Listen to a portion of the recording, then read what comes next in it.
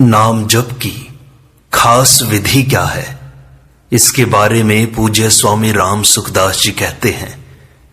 खास विधि है कि भगवान के होकर भगवान के नाम का जप करें। हो ही राम को नाम जपू, तुलसी तजी कुसमाजू। अब थोड़ी दूसरी बात बताते हैं। भगवान के नाम का जप करो, पर जप के साथ में प्रभु के स्वरूप का चिंतन भी होना चाहिए।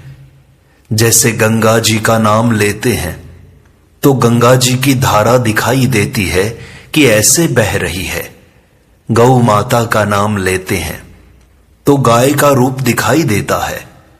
ऐसे ब्राह्मण का नाम लेते हैं तो ब्राह्मण रूपी व्यक्ति दिखाई देता है, मन में एक स्वरूप आता है। ऐसे राम कहते ही धनुषधारी राम दिखाई देने चाहिए मन से। इस प्रकार नाम लेते हुए मन से भगवान के स्वरूप का चिंतन करो। यह खास विधि है। पातंजल योग दर्शन में लिखा है, तज्जपस्तदर्थ भावनम तस्य वाचकः प्रणवः। भगवान के नाम का जप करना और उसके अर्थ का चिंतन करना, अर्थात नाम लेते जाओ और उसको याद करते जाओ। श्री कृष्ण के भक्त हों तो उनके चरणों की शरण होकर श्री कृष्णः शरणम मम इस मंत्र को जपते हुए साथ साथ स्वरूप को याद करते जाओ। नाम जप की यह खास विधि है। एक विधि तो उसके होकर नाम जपना और दूसरी विधि नाम जपते हुए उसके स्वरूप का ध्यान करते रहना। कहीं भूल होते ही हे नाथ पुकारो, हे प्रभु बचाओ, मैं तो भूल गया, मेरा मन और जगह चला गया, हे नाथ बचाओ, मैं आपकी शरण में हूं। भगवान से ऐसी प्रार्थना करो तो भगवान मदद करेंगे।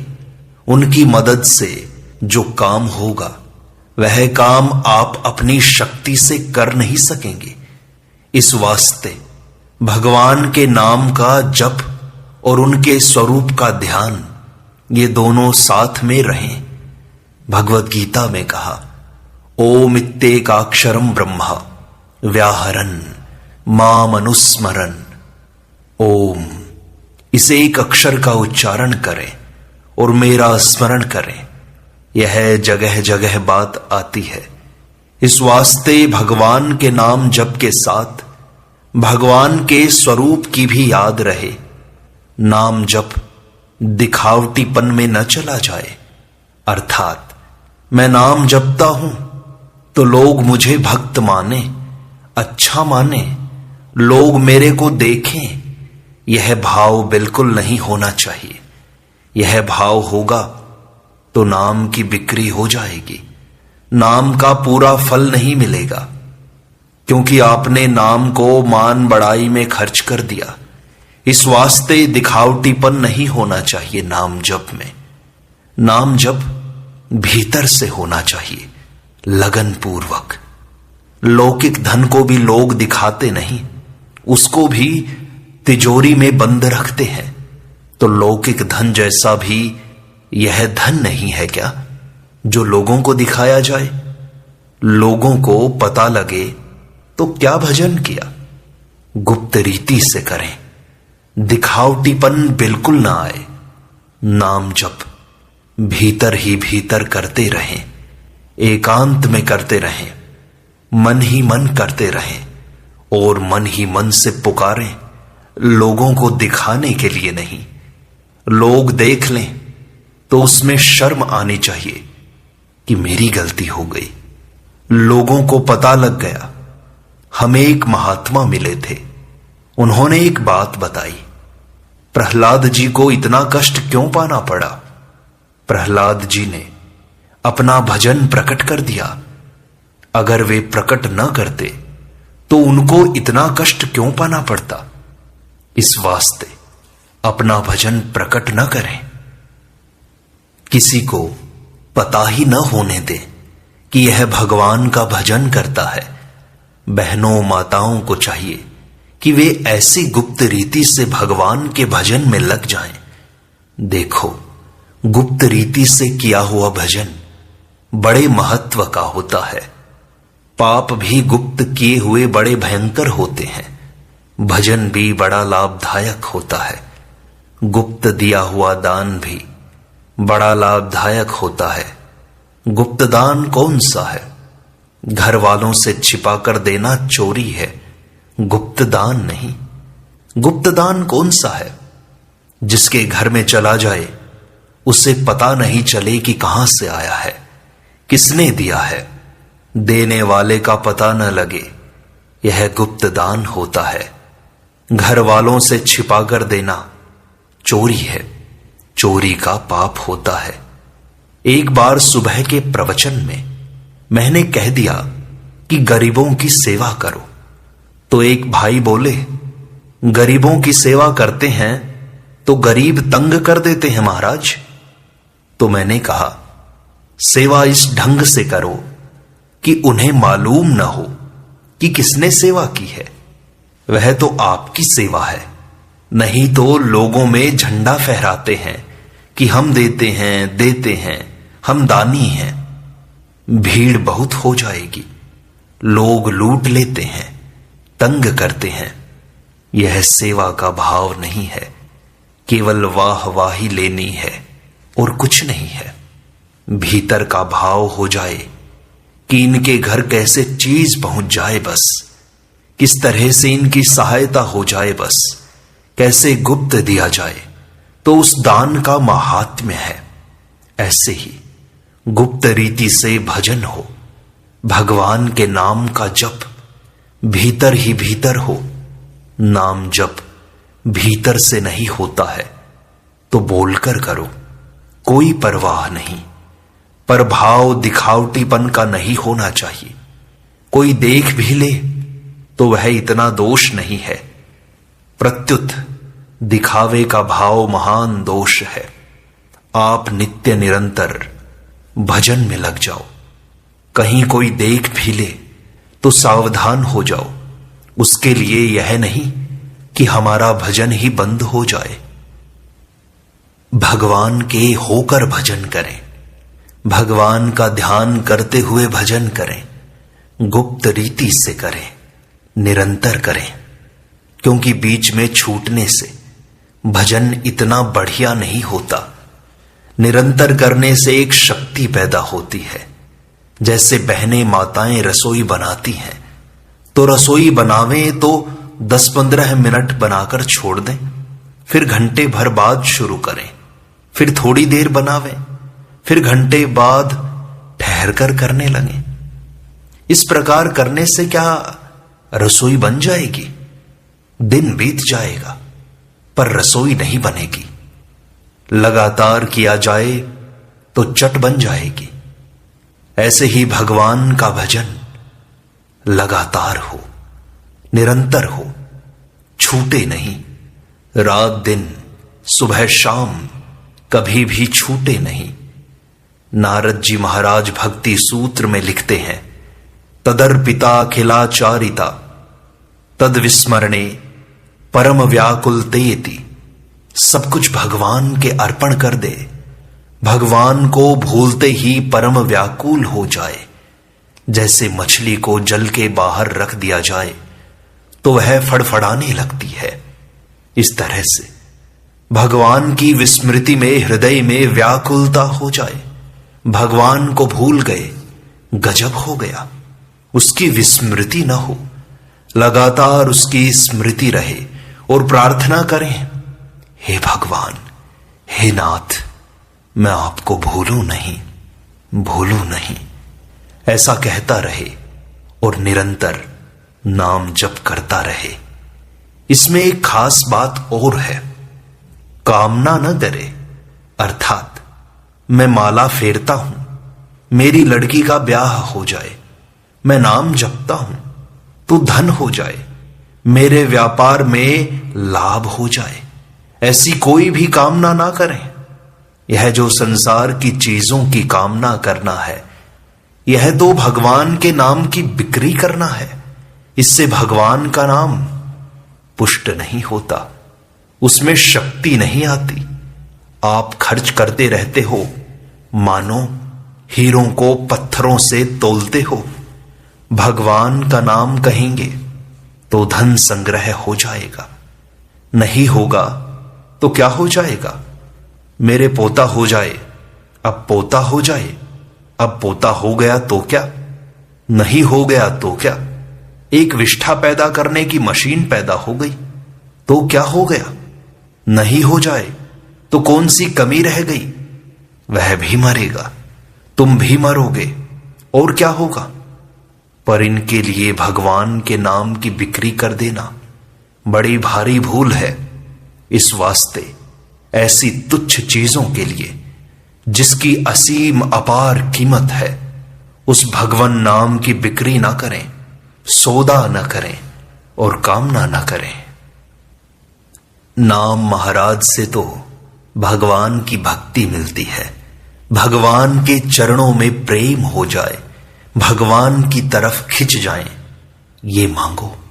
यह कामना नहीं है, क्योंकि कामना तो लेने की होती है और इसमें तो अपने आप को भगवान को देना है। आपका प्रेम मिले, आपकी भक्ति मिले, मैं भूलूं ही नहीं, ऐसी कामना खूब करो।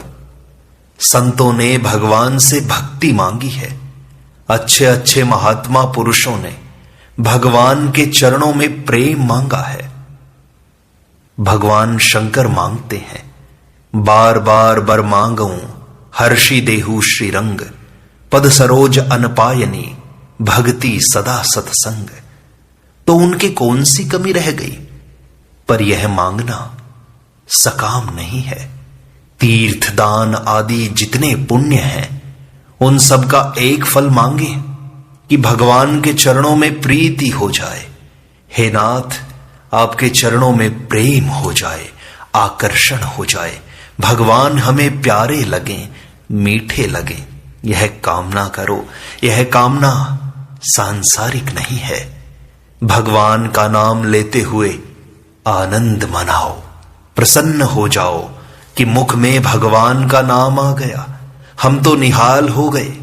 आज तो भगवान ने विशेष कृपा कर दी, जो नाम मुख में आ गया। नहीं तो मेरे जैसे के लिए भगवान का नाम कहां, जिनके याद करने मात्र से मंगल हो जाए। ऐसे जिस नाम को भगवान शंकर जपते हैं, वह नाम मिल जाए हमारे को। कलियुगी तो हम जीव और राम नाम मिल जाए तो बस मौज हो गई। भगवान ने विशेष ही कृपा कर दी, ऐसी सम्मति मिल गई। हमारे को भगवान की याद आ गई, भगवान की बात सुनने को मिल गई, भगवान की चर्चा मिली, भगवान का नाम मिला, भगवान की तरफ वृत्ति हो गई है। ऐसे समझकर खूब आनंद मनाएं, खूब खुशी मनाएं, प्रसन्नता मनाएं। एक बात और विलक्षण है, उस पर आप ध्यान दें। बहुत ही लाभ की बात है। जब कभी भगवान अचानक याद आ जाए, भगवान का नाम अचानक याद आ जाए, भगवान की लीला अचानक याद आ जाए, उस समय यह समझें कि भगवान ने मेरे को याद किया है, वो मुझे याद करते हैं। भगवान ने अभी मेरे को याद किया है, नहीं तो मैंने उद्योग ही नहीं किया, फिर अचानक ही भगवान कैसे याद आ गए। ऐसा समझकर प्रसन्न हो जाओ कि मैं तो निहाल हो गया, मेरे को भगवान ने याद कर लिया। अब और काम बाद में करेंगे, अब तो भगवान में ही लग जाना है, क्योंकि भगवान याद करते हैं, ऐसा मौका कहां पड़ता है। ऐसे लग जाओ तो बहुत ज्यादा भक्ति है। जब अंगद रवाना हुए और उनको पहुंचाने हनुमान जी गए, तो अंगद ने कहा, बार बार रघुनाय कही, सुरती कराए हूं मोही। याद कराते रहना राम जी को। तात्पर्य, जिस समय अचानक भगवान याद आते हैं, उस समय को खूब मूल्यवान समझकर तत्परता से लग जाओ। इस प्रकार 6 बातें हो गई। गुप्त अकाम निरंतर, ध्यान सहित सानंद, आदर जुत जप से तुरत पावत परमानंद। कई भाई कह देते हैं हम तो खाली राम राम करते हैं। ऐसा मत समझो, यह राम नाम खाली नहीं होता। जिस नाम को शंकर जपते हैं, सनकादिक जपते हैं, नारद जी जपते हैं, बड़े बड़े ऋषि मुनि संत महात्मा जपते हैं, वह नाम मेरे को मिल गया, यह तो मेरा भाग्य ही खुल गया है। ऐसे उसका आदर करो। जहां कथा मिल जाए उसका आदर करो। भगवान के भक्त मिल जाएं, उनका आदर करो। भगवान की लीला सुनने को मिल जाए तो प्रसन्न हो जाओ कि यह तो भगवान ने बड़ी कृपा कर दी। भगवान मानो हाथ पकड़कर मुझे अपनी तरफ खींच रहे हैं।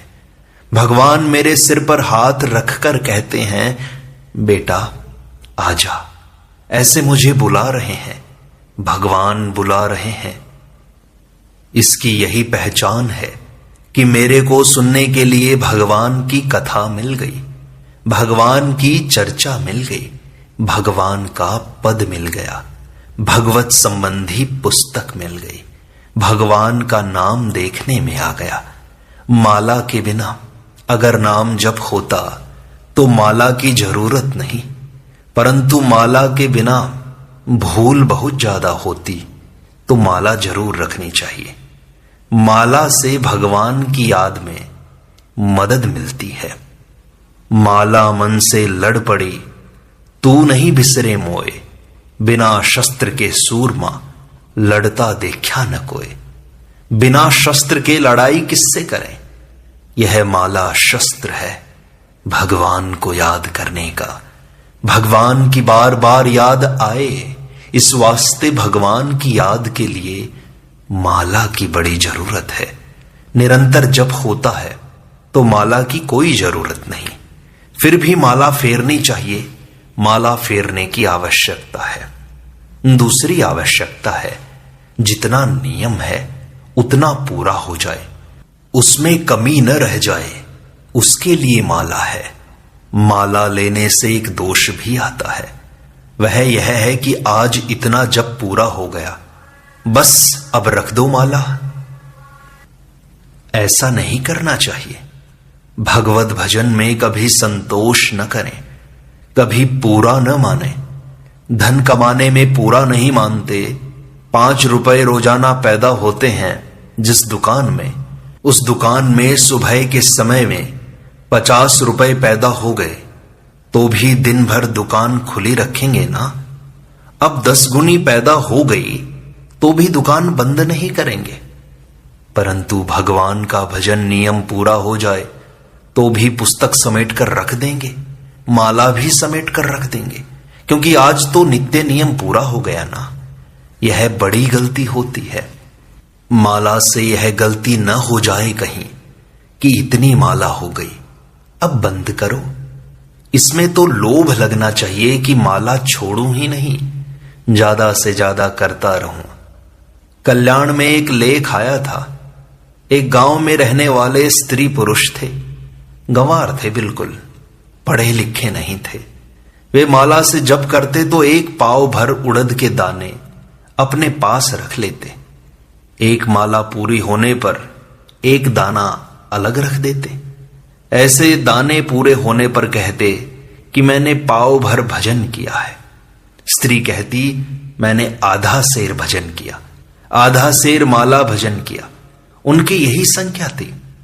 तो किसी तरह भगवान का नाम जपे, अधिक से अधिक सेर, 2 सेर भजन करो। यह भी भजन करने का तरीका है। जब आप लग जाओगे तो तरीका समझ में आ जाएगा। जैसे सरकार इतना कानून बनाती है, फिर भी सोच करके कुछ न कुछ रास्ता निकाल ही लेते हो ना। भगवान की लगन होगी तो रास्ता नहीं निकलेगा क्या? लगन होगी तो निकाल लोगे। सरकार तो कानूनों में जकड़ने की कमी नहीं रखती, फिर भी आप उससे निकलने की कमी नहीं रखते।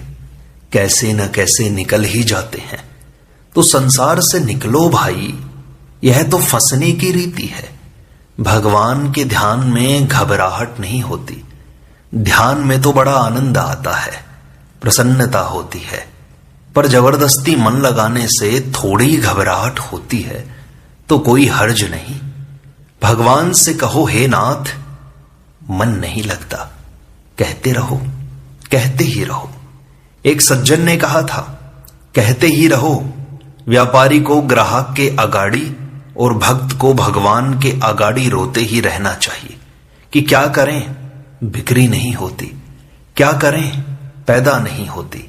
ऐसे भक्त को भगवान के अगाड़ी क्या करें महाराज, भजन नहीं होता है, हे नाथ मन नहीं लगता है।